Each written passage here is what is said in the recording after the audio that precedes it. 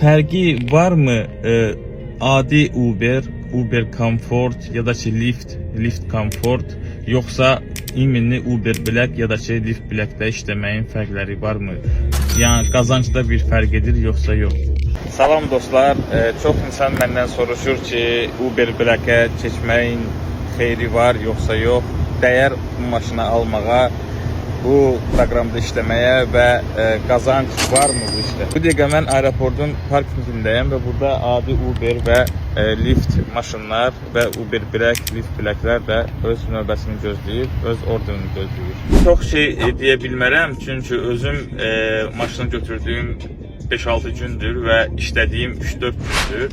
Yalnız Lyft'də işləyə bilirəm, çünki Lyft biz commercial insuranssız və kampaniyasız işləməyə icazə verir. Amma Uber'də işləmək istəyirsənsə, Uber sənə yalnız commercial nömrə, commercial insurance və kampaniya açdıqdan sonra işləməyə icazə verir. Bildiyiniz kimi Amerikada dokument işləri çox uzundur və öz kampaniya açmaq bir neçə ay keçə bilər.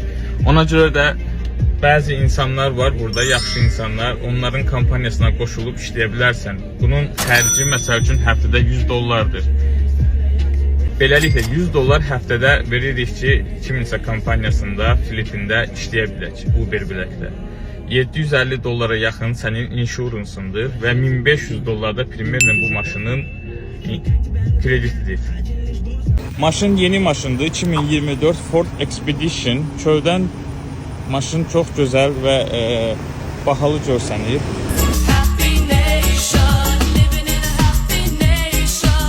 Yalnız bu maşını sürəndən sonra mən başa düşdüm ki, niyə bəzi müştərilər bu maşında gəzmək üçün o qədər pul verməyə razıdırlar.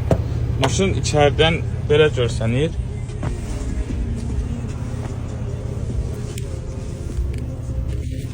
Əgər suallarınız varsa, suallarınızı şərh bölməsində yaza bilərsiniz. Çalışaram ki, bütün suallarınıza cavab verim.